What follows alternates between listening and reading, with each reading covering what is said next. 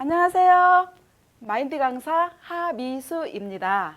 저는 오늘 여러분들과 작은 차이 큰 변화란 주제를 가지고 여러분들과 이야기를 나누려고 합니다. 작은 차이 큰 변화란 누가 봐도 사소한 한 가지를 놓치지 않으므로 비교할 수 없는 큰 결과물을 나타내는 것을 말합니다. 변화란 사물의 변화와 마음의 변화를 말하는데요. 사물의 변화는 사물의 성질, 모양, 상태가 바뀌어 달라지는 것을 말합니다. 우리 작년에 김장하셨죠? 막 담은 생김치에 싱싱한 굴을 싸서 깨소금에 콕 찍어서 먹으면 정말 맛있었죠? 그런데 몇 개월이 지난 지금 그 김치는 어떻게 변했나요? 신김치로 변했죠? 이와 같이 사물의 성질, 모양, 상태 등이 바뀌는 것이 사물의 변화입니다. 그러면 마음의 변화란 사람은 사랑을 받으면 마음이 열려 변화가 시작되는데요. 여기 계신 분들 모두 결혼하셨죠? 결혼하기 전에 또 결혼한 후에 신혼생활 때 그 결혼의 기쁨, 설레임 이런 마음들이 있었는데 결혼 생활을 하다 보면 오해가 생겨서 싸우기도 합니다. 가장 사랑했던 배우자에게서 이제 정말 싫어. 어떻게 하다가 너와 내가 만났지? 하면서 부부싸움을 하면서 마음이 변하죠. 이와 같이 변화란 마음이 변하는 것을 말합니다. 마음의 변화는 인생의 변화를 가져오는데요. 오픈마인드, 열린 마음은 바로 변화의 시작인데 다른 사람과 교류하지 않고 고립된 사람이 문제에 빠지면 행동을 고치려고 하는데 행동을 고쳐야 하는 것이 아니라 마음을 바꿔야 하며 다른 사람에게 사랑을 느낄 때 마음과 행동의 변화는 시작이 됩니다. 마음과 마음의 연결은 변화의 시작이기 때문이죠. 여러분 가정에는 다 수돗물이 나오죠? 전기가 다 들어오죠? 수돗물은 수도관을 통해 연결되어서 우리 가정에 들어오고 전기는 전선과 연결되어 우리 삶에 아주 유익하게 해주는 것처럼 마음과 마음의 연결은 변화의 시작입니다. 뿌리와 뿌리로 연결되어 커다란 120m까지 자라는 레드우드에 대한 동영상을 보고 이야기를 계속 해보도록 하겠습니다.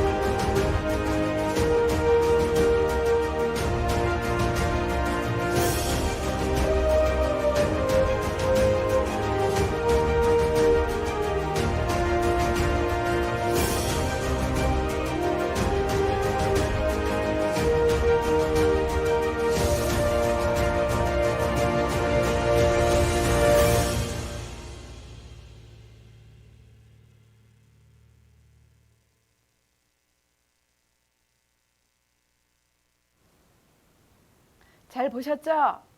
이 레드우드가 가진 놀라운 두 가지 사실이 있는데요. 이 레드우드가 120m의 큰 나무로 자라기 위해서 이 키 큰 나무가 스스로 가지를 꺾어 키가 작은 나무들이 광합성을 할 수 있도록 돕고 120m의 큰 나무로 자라지만 뿌리는 불과 3에서 4m밖에 되지 않는다고 합니다. 그런데 이렇게 작은 뿌리로 태풍을 견딜 수 있는 이유는 서로 뿌리가 연결되어 있기 때문이죠. 3000년의 세월을 견뎌온 레드우드, 그렇게 오랜 세월 동안 살 수 있는 이유는 뿌리가 옆으로 길게 뻗어서 주변 나무들과 함께 뿌리와 뿌리가 강하게 얽혀서 서로를 지탱하고 서로 연결된 뿌리를 통해 영양분을 공급하며 수천 년 동안 그 어떤 시련도 이겨낼 수 있는 힘은 서로 하나 된 연결된 뿌리이고, 이 뿌리 때문에 크게 자라서 더불어 살며 큰 숲을 이루고 있다고 합니다.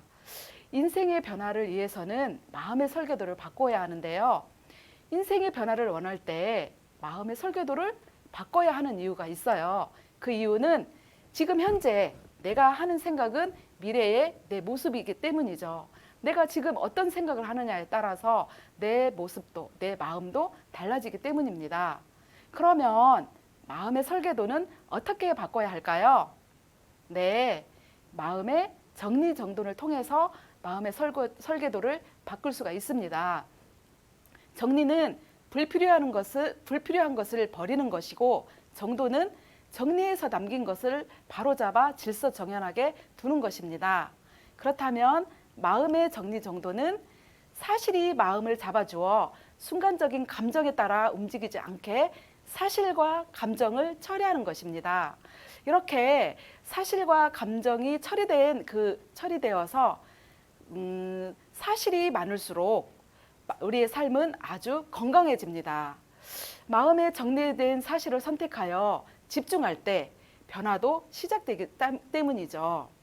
여러분, 우리가 밥을 먹고 나면 배가 불러서 설거지가 하기 싫을 때가 있죠. 그런데 설거지를 바로 하는 사람과 설거지를 바로 하지 않고 나중에 하지 뭐 이렇게 하는 사람의 차이는 크게 납니다. 아주 작은 것 같지만 큰 차이를 나게 하죠. 그리고 부부싸움이나 친구와의 싸움에서 마음의 정리정돈을 하지 않으면 어떻게 될까요?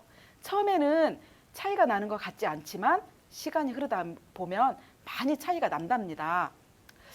마음은 하얀 도화지와 같은 것으로 사람의 내면에 있는 성품, 감정, 의사, 의지를 말하는데요. 이렇게 하얀 도화지와 같은 마음에 누군가가 그림을 그려주고 누군가가 마음을 만들어주는 것이 마인드인데요. 물에도 급수가 있는 거 아시죠? 물에도 급수가 있는 것처럼 마인드에도 급수가 있습니다. 1급에서 5급까지 있는데 여러분들은 어떤 급수인지 한번 생각해 보시기 바랍니다. 먼저 5급의 마인드가 있어요. 이 5급의 마인드는 도박, 게임, 마약 등에 중독된 마인드로 아주 비정상적인 마인드죠. 이런 비정상적인 마인드를 가지면 삶도 불행하고 비정상적인 삶을 살게 됩니다. 두 번째는 4급의 마인드인데요. 육체의 욕구에 따라 사는 마인드로 식욕, 수면욕, 성욕, 아주 욕구에 충족한 그렇게 살아가는 삶인데요. 이런 삶만을 위해서 산다면 우리는 또 불행해질 수밖에 없죠. 그렇다면 상급, 대부분 상급의 마인드, 평범한 마인드를 가지고 사는데 이 평범한 마인드는 현실에 충실한 삶을 살죠. 아주 현실에 성실하고 충실한 삶을 사는데 저도 상급의 마인드를 가지고 살았어요. 저는 이 상급의 마인드가 정상적인 마인드라고 생각을 했어요. 왜 그러냐면 평범한 마인드를 가지고 나에게 주어진 삶에 충실하고 성실하고 열심히 살았거든요. 그런데 이 상급의 마인드에만 머물러 있으면 자칫 4급이나 5급의 마인드로 전락될 수도 있어요. 그래서 우리는 도전과 한계를 넘어 우리가 하기 싫은 것도 해보고 부담을 넘는 마인드를 통해서 성공하는 마인드로 우리의 마음의 급수를 올려야 합니다. 그렇다면 최고의 마인드는 1급의 마인드인데요.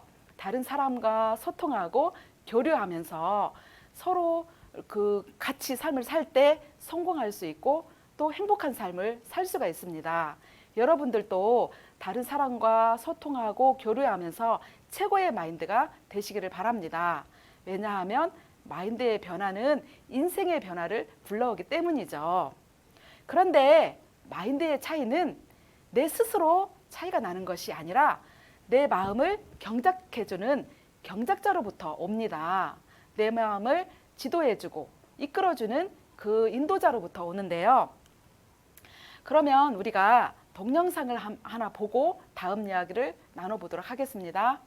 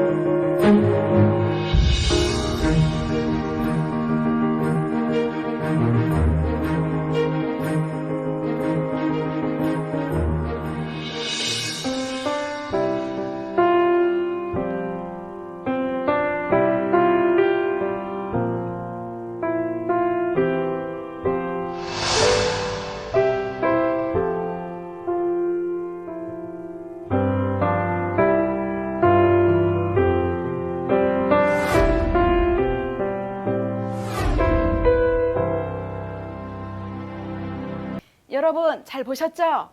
네, 노라 브리지먼은 2살 무렵에 열병에 걸려서 눈과 귀에 장애를 가지게 되었어요. 그러면서 후각과 미각도 잃게 되어서 집에서 아주 그냥 방치되어서 키워지고 있었어요. 그런데 그때 7살 때 하우이 박사와 연결되어서 퍼킨스라는 맹인학교에 입학하게 되었어요. 최초로 이 촉각만으로 영어 교육을 받은 로라는 간호사가 되었어요. 그래서 그 앤 설리번을 만나게 되었는데 고아인 설리번은 남동생과 함께 빈민 수용소에 맡겨졌어요. 이 앤 설리번은 어린 시절에 눈병에 감염돼 앞을 거의 볼 수 없게 되었었고 또 그곳에서 불행하게 결핵으로 남동생을 잃게 되면서 정신병에 걸리게 되었고 이 정신질환이 너무 심해서 지하병동에 따로 격리가 되어 있었어요. 그때 간호사인 노라가 날마다 이 앤에게 찾아와서 나는 너를 사랑한단다 하면서 날마다 꾸준하게 사랑과 관심을 보이자 이 마음이 굳게 닫혀 있었던 이 앤은 그 로라의 사랑 앞에 마음이 열리게 되었고 마음도 병이 되었고 이 눈도 수술하게 되어서 병이 완치되게 되었어요. 그러면서 이 앤의 마음에는 내가 로라의 간호사의 사랑을 입은 것처럼 또 불쌍한 사람들을 도와야 되겠다 이런 마음을 가지게 되었죠. 헬런 켈러도 2살 때 고열로 청각 시각장애를 얻게 되었어요. 그런데 설리번의 사랑을 받으면서 대학을 졸업한 후 인권운동가, 노동운동가가 되어서 소외계층을 돌아보는 삶을 살았죠. 이렇게 마음으로 세상을 본 헬런 켈러, 그 마음에 아주 작은 마음이 돌아왔죠. 나도 선생님처럼 그들을 돕고 싶어. 이런 작은 마음 하나가 다른 사람들을 위해서 소외계층을 위해서 일하는 사람으로 20세기의 기적의 사람으로 변했답니다. 이 사랑은 남을 위해서 희생하는 것으로 사람의 마음을 열어주고 서로 마음이 흐르게 해서 행복하게 해주는 아주 귀한 것이랍니다. 같은 강물이라도 금, 은, 철, 동이 다르듯이 사람도 그 성격이 다 달라요. 혈액형도 다르고 성격도 다르고 사는 나이대도 다르고 다 다르죠. 그런데 어떤 사람은 그 마음에 한없는 사랑의 마음을 가지고 있고 또 어떤 사람은 마음에 미움과 중후를 품고 살아가는 사람이 있어요. 같은 사람이지만 이 마음에 무엇을 품고 있느냐에 따라서 마음의 세계의 차이는 아주 큽니다. 그러면 저의 이야기를 잠깐 해볼게요. 저는 3남 1녀 중 둘째로 태어났는데요. 저희 집은 시골이었고 부모님은 농사를 짓는 분이셨어요. 가난해서 그런지 또 맞다리여서 그런지 저는 부모님을 도와야 된다. 이 가정을 가난해서 부모님과 함께 벗어나게 해야 된다. 그런 마음도 있었지만 이 가난이라는 이런 분위기와 환경이 저를 소심하고 소극적이며 또 아주 내성적이고 부정적인 그런 마음을 가지게 했어요. 그래서 매사에 어떤 일들을 만나면 쟤는 돼도 나는 안 돼. 그냥 그러니까 나는 이렇게 살아야 돼. 그러면서 그냥 이렇게 살았는데 20대 중반 때쯤 저의 인생에 멘토를 만나게 됐어요. 그 멘토와 만나서 이야기를 하는 동안 미수야, 너는 그 생각 하나만 버리면 돼. 나는 안 돼. 이 생각 하나만 버리면 너도 마음이 변화가 될 수 있어. 그렇게 인생의 멘토와 만나서 이야기를 하는 동안 제 마음에도 변화가 오고 인생에도 변화가 왔어요. 그래서 오늘 이렇게 여러분 앞에서 마인드 강연을 하게 되었답니다. 마인드에는 최고의 마인드와 부의정적인 마인드, 이 두 가지 마인드밖에 없어요. 그러면 최고의 마인드는 무엇일까요? 네, 최고의 마인드는 자기를 신뢰하는 마음을 버리고 타인과 교류할 때 성공과 행복을 누릴 수 있는 마인드이고요. 부정적인 마인드는 자기를 신뢰하는 마음이 강해서 타인과 소통이 안 되는 마인드죠. 이런 마인드는 본인도 고통스럽지만 주변에 있는 사람들도 고통스럽죠. 불신 사이가 빚은 이 마인드, 이 부정적인 마인드는 마음을 감추고 말과 행동을 따로 하다 보니 서로 믿지 못하게 되었죠. 그러면 이 불신 사이가 만든, 서로 믿지 못하는 사이가 만든 이 부분에 대해서 계속 이야기를 하고 싶은데 먼저 동영상을 보고 계속 이야기를 해보도록 하겠습니다. 경북 구미의 한 빌라에 방치돼 숨진 채 발견된 3살 여자아이 사망 사건. 경찰이 오늘 이 사건을 검찰에 넘길 예정입니다. 국립과학수사연구원은 외할머니로 알려졌다가 친모로 밝혀진 성모 씨와 숨진 아이 사이의 친자 관계가 99.9999% 이상이라고 밝혔지만 석 씨는 출산 사실을 끝까지 부인하고 있습니다. 아이의 친부와 석 씨의 20대 딸이 낳은 아이의 행방을 찾지 못하면서 사건은 계속해서 미궁 속으로 빠져들고 있습니다. 이수정 경기대 범죄심리학과 교수 자리에 함께했습니다. 어서 오십시오. 네, 안녕하십니까. 네, 정말 모르겠습니다. 말 그대로 미스테리한 사건인데 경찰도 상식적이고 정상적인 생각으로는 이 사건을 풀 수 없다. 이렇게 말할 정도입니다. 네, 저도 그렇게 생각합니다. 제가 봤던 아동학대 치사 사건 중에 가장 엽기적이다. 이게 너무 미스테리한 부분이 많아가지고 지금 이제 앞으로 사건이 어떻게 이제 진행되는지 하는 부분들을 좀 예의주시를 해야 되겠다 그런 생각을 하고 있습니다. 네. 네, 석 씨와 숨진 아이 사이의 친자 관계가 99.9999% 이상이라고 한다면 네. 사실상 오차는 0에 가깝지 않습니까? 네, 사실상 4번이나 네. 있고요. 그렇기 때문에 오류율은 점점 줄어들 수밖에 없는 거고 확률적으로 그렇기 때문에 제로다 이렇게 이제 봐야 되는 것인데 그러나 이제 그럼에도 불구하고 한 번 더 검찰에서 지금 이 부분, 이 대목이 지금 이 사건의 가장 미스테리이기 때문에 확인을 다시 한번 하는 노력은 필요해 보인다 이런 생각을 한편으로는 하게 되고요. 일단 전제하자면 이제 만약에 국가수의 발표가 진실이라면 네.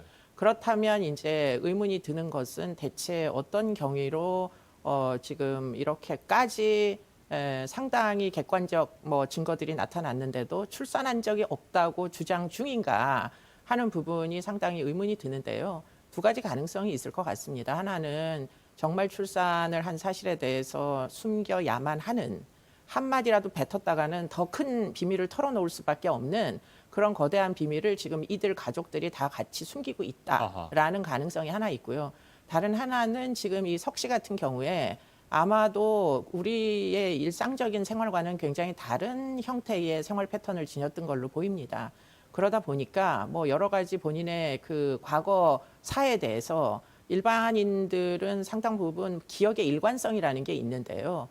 석 씨 같은 만약에 예를 들자면 제가 이제 제기하는 그런 생활 패턴을 가졌다면 일부 임상적 증세 같은 것을 가지고 있을 수도 있겠다. 네. 기억이 분절된다거나 하는 그런 해리성 증상 같은 게 있으면은 정말 기억하고 싶지 않은 부분에 대해서 선별적으로 기억을 없애버리는 그런 억압이 심하다거나 이런 종류의 뭐 증상 같은 것도 가지고 있을 수 있지 않겠느냐 이런 생각까지 해볼 정도로 그것도 역시 매우 희귀한 질환이긴 하지만 지금 이 석 씨의 태도가 대체 이해가 되지 않는 그런 태도를 취하고 있는 것이죠. 네. 친자의 오차 가능성이 0에 가깝다는 말씀 앞서 드렸는데 네. DNA 검사를 4차례나 했다고 하잖아요.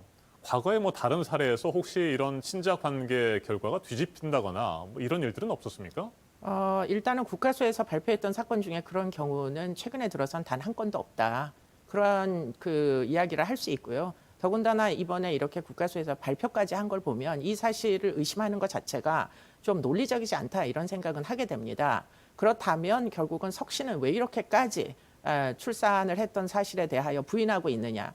또 한 가지 굉장히 의심이 되는 부분은 함께 살던 남편이라는 사람이 네. 있었어요. 96년도부터 함께 살았다고 알려져 있는데 이 남편은 그 전에도 이 이제 석 씨라는 여성이 임신과 출산을 반복하는 것을 보면서 여성의 신체적 변화가 어떻게 일어나는지 하는 걸 충분히 알매도 불구하고 지금 이 이제 2018년경으로 추산되는데 그때 이 석 씨가 임신하고 출산한 과정을 자신은 전혀 몰랐다. 함께 네. 살면서도 이렇게 주장하고 있어가지고 만약에 국가수 이야기가 맞다면 그렇다면 지금 석 씨만 거짓말을 하는 게 아니라 그 석 씨의 남편도 거짓말을 하는 것이고 그런 여러 가지 은폐할 수밖에 없는 이유가 이 이제 그 사망한 석 씨의 딸의 이제 죽음의 경위가 되는 거 아니냐 이렇게 생각을 할 수밖에 없는 것이죠. 네. 석 씨의 20대 딸로부터도 뭐 유의미한 그런 진술 같은 것들을 받아낼 수 있을 것 같은데 석 씨의 20대 딸도 아무런 얘기를 안 하는 겁니까? 20대 딸은 전적으로 본인의 딸인 줄 알았다 이런 주장인 것으로 보이는데요. 네. 현재는 그러나 그 부분도 사실은 좀 뭐 일반적으로는 이해하기가 어려운 게 사실은 SNS 상에 굉장히 딸에 대한 애착이 많은 것처럼 사진도 많이 올리고 네. 딸의 모습들이 많이 있어요. 그런데 그 어디에도 사실 학대의 흔적을 찾기는 일단 어렵습니다. 그러면은 이 이제 20대 딸과 그녀의 본인은 자기 딸이라고 믿고 있는 이 아이와의 애착 관계는 충분히 형성돼 있을 것 같은데요. 그런데 문제는 뭐 새로운 남자가 나타나서 임신을 하자 본인이 3년 동안 키우던 딸을 그냥 그 집에다가 내버리고 문을 잠궈놓고 휘리릭 나가버리고는 네. 누구에게도 그 아이를 돌보라고 연락조차 하지 않았다는 거잖아요. 근데 그럴 수가 있겠는가? 이것 역시도 거짓말인 것은 아닌지 예컨대 본인의 딸이 아니라는 사실을 알았기 때문에 애착이 제대로 형성이 되지 않아서 아이를 두고 나갈 수 있는 심정이 다다른 것은 아닌지 그런 부분도 지금 제대로 지금 진술을 받아내지는 못한 것 같다. 이런 생각을 하게 되는 거죠. 정말 안타까운 소식이죠. 구미 3세 아이의 죽음. 몇 년 전에 전 남편을 잔인하게 살해한 후 그 사체를 유기한 고유정. 또 80년대에 여자들을 무참하게 성폭행하고 그 살인한 이춘재의 사건 등등. 정말 안타까운 사건인데요. 이런 사건들을 이렇게 접하면 그 사람들의 공통된 점들이 있는데 양심의 공백 현상인 것이죠. 그리고 반사회적 인격 장애를 가지고 있는 사람들이 참 많아요. 그래서 이런 사건들이 참 끊임없이 일어나고 있는데 헬런 켈러는 장애를 가지고 있었어요. 보지도 못하고 듣지도 못하고 말하지도 못하는 그런 장애를 가지고 살았지만 그냥 그렇게 부정적으로 산 것이 아니라 이런 장애를 극복하게 해주는 멘토를 만난 후 장애를 극복한 후에 어떤 삶을 살았을까요? 네, 사랑을 나누는 삶을 살았죠. 정말 그냥 나는 장애자야. 그래서 그냥 이렇게 살아야 돼. 이런 부정적인 마인드를 가지고 산 것이 아니라 경작자로부터 나를 인도해주는 사람으로부터 사랑을 받은 이 헬런 켈러는 사람들을 사랑하고 또 희생하고 그 마음을 느낄 때 사람들이 변화하는 것을 알았기 때문에 그런 삶을 살았습니다. 사람은 서로 사랑하고 희생하는 그 마음을 느낄 때 우리의 마음은 변화하기 때문이죠. 하우이 박사의 간심으로 맹아 교육을 받은 로라의 사랑으로 빛을 보게 된 설리번, 마음의 경작자인 로라에게 받은 사랑을 누군가에게 전해주고 싶다는 마음을 가졌던 설리번은 그 사랑을 헬런 켈러에게 주었죠. 헬런 켈러가 그 사랑을 받아서 20세기에 수많은 일들을 하였습니다. 사랑이 낳은 기적. 로라 앤 설리번, 헬런 켈러의 변화는 하우이 박사의 작은 마음에서 시작되었지만 그 변화는 아주 크게 가져왔죠. 여러분도 누가 봐도 사소한 한 가지를 놓치지 않으므로 비교할 수 없는 많은 큰 결과를 내는 삶을 살기를 바랍니다. 여러분 꼭 그런 삶을 사시기를 바라며 감사합니다.